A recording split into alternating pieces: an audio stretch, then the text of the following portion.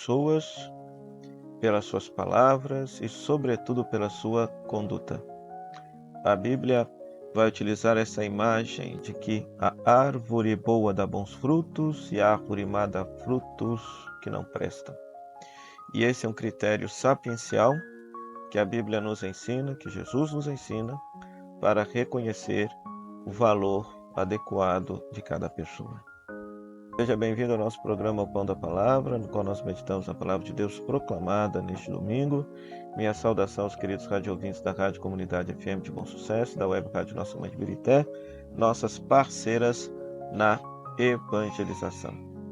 Temos como Palavra de Deus nesse dia, Eclesiástico capítulo 27, versículos 5 a 8, 1 Coríntios capítulo 15, versículos 54 e 58, e Lucas capítulo 6, versículo 39 a 45. Vamos meditar com alegria a santa palavra de Deus.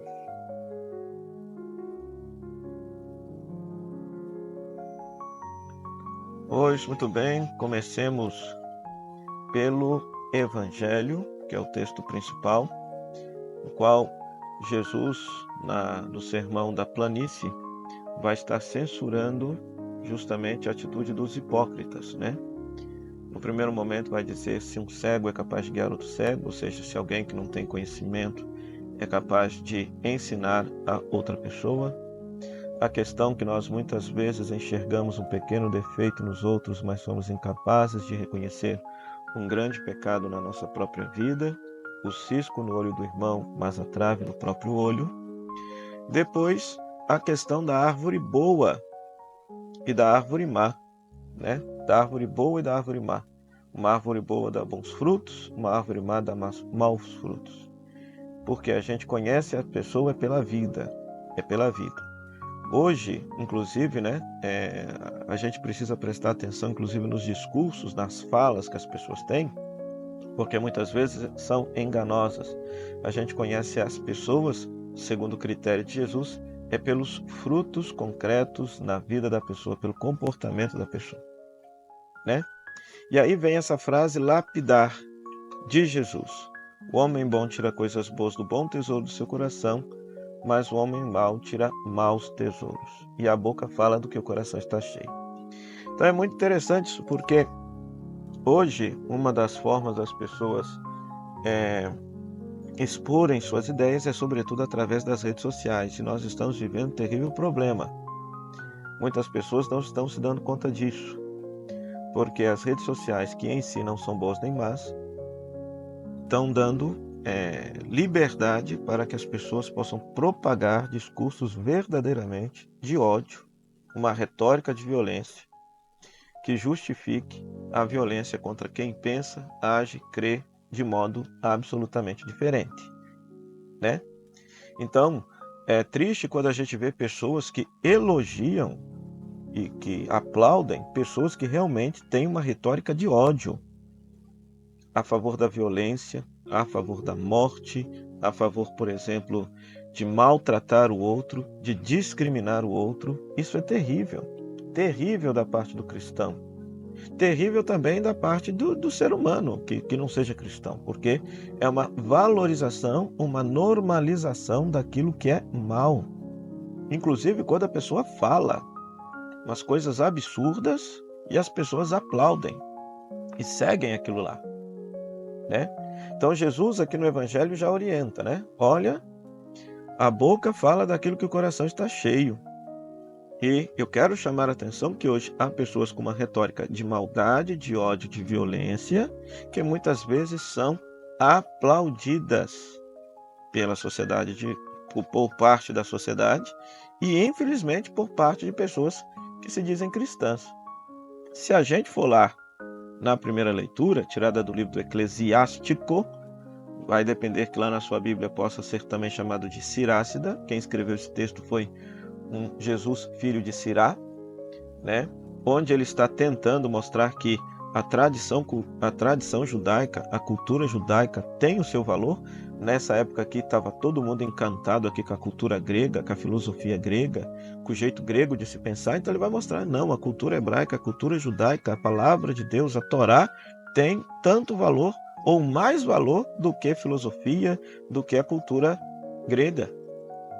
Então veja, aqui, nesse pequenino trecho, o cara deixa bem claro, os defeitos de um homem aparecem no seu falar.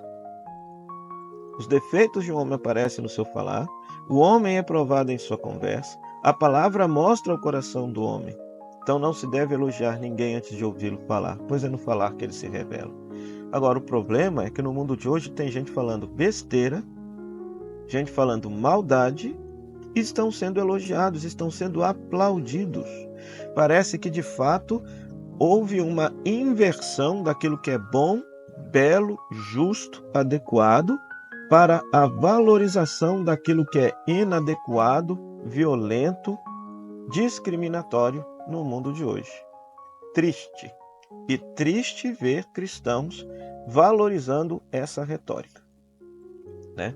Então, na minha paróquia acontece, às vezes a pessoa dentro da igreja se apresenta tão piedosa, mas nas redes sociais dela crê em Deus Pai.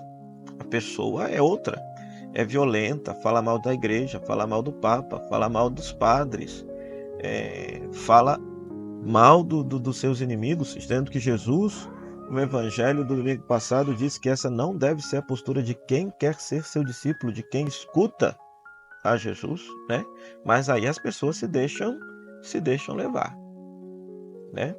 Então, o cuidado com a fala, porque a fala mostra o coração, e pior de tudo, e quando esta fala revela um coração cheio de ódio e de violência, não pode, em hipótese alguma, ser aplaudido, ser elogiado, né? Depois, a segunda leitura, né, Paulo vai refletir mais uma vez sobre o tema da ressurreição, dizendo que a ressurreição é a transformação nossa para uma vida plena. Então, esse ser incorruptível será revestido de incorruptibilidade.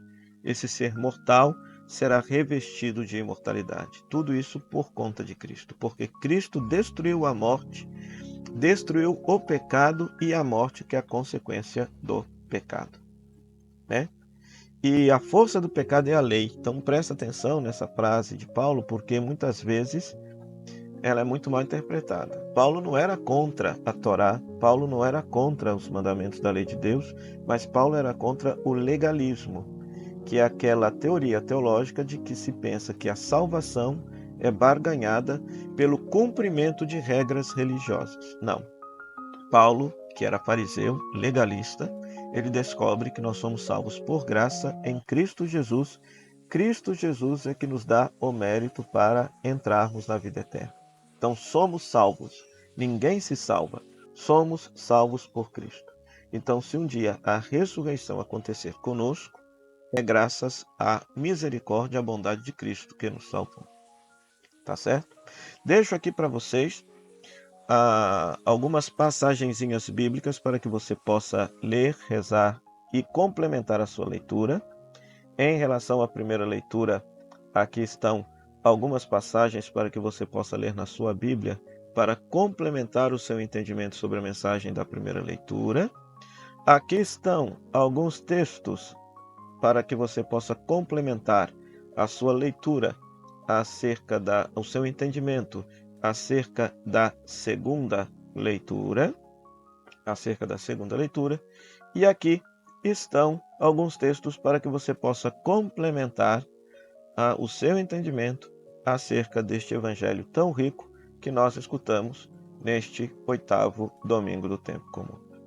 O Senhor esteja convosco, Ele está no meio de nós, que a bênção de Deus Todo-Poderoso, Pai, Filho e Espírito Santo, desça sobre você e permaneça para sempre. Amém. Peregrinaremos para a Terra Santa do dia 2 ao dia 12 de novembro.